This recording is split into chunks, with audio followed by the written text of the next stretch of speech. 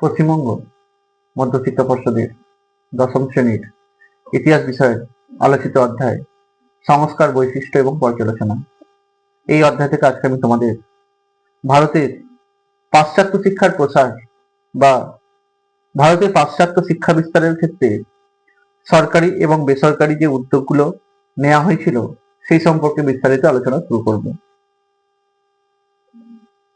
ঔপনিবেশিক শাসনকালে ভারতে যখন সেই শাসন অর্থাৎ ঔপনিবেশিক শাসন প্রতিষ্ঠা হয়েছিল, সেই সময় ভারতের শিক্ষা ব্যবস্থা বলতে টোল, মক্তব, পাঠশালা, মাদ্রাসা প্রভৃতি জায়গাগুলোতে শিক্ষাদান করা হতো। আধুনিক পাশ্চাত্য শিক্ষা বিস্তারের উদ্যোগ শুরু হয়েছিল অষ্টাদশ শতকের শেষ ভাগ থেকে। প্রথম দিকে শিক্ষা বিস্তারের কোনো সরকারি উদ্যোগ তেমন ভাবে লক্ষ্য করা যায়নি, তবে কিছু ব্যক্তিকেন্দ্রিক বেসরকারি উদ্যোগে এই পাশ্চাত্য শিক্ষা বিস্তারের পথ চলা ঔপনিবেশিক আমলে শুরু হয়েছিল।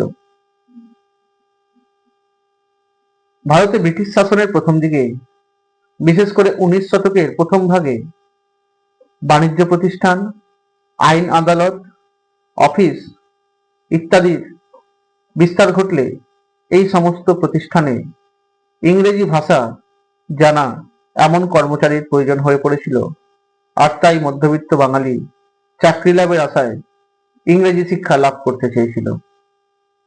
এই পরিস্থিতিতে আর্টুন পিট্রাস, ডেভিড গ্রামন্ড, বাউল, মার্টিন, শেরবর্ন প্রমুখ বিদেশি ব্যক্তিগণ কতগুলি ইংরেজি শিক্ষা প্রতিষ্ঠান গড়ে তুলেছিলেন।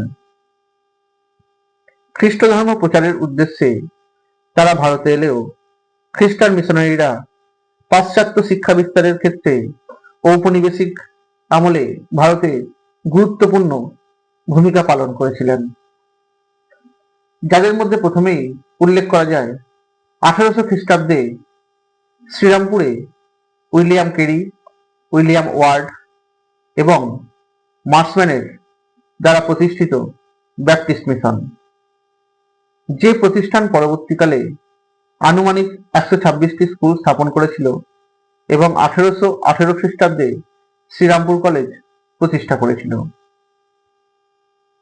লন্ডন মিশনারি সোসাইটির সদস্য রবার্ট প্রথমে চুঁচুড়ায় 1795 খ্রিস্টাব্দে এবং এর পরবর্তীকালে অন্যান্য জায়গায় আনুমানিক 36টি ইংরেজি স্কুল স্থাপন করেছিলেন।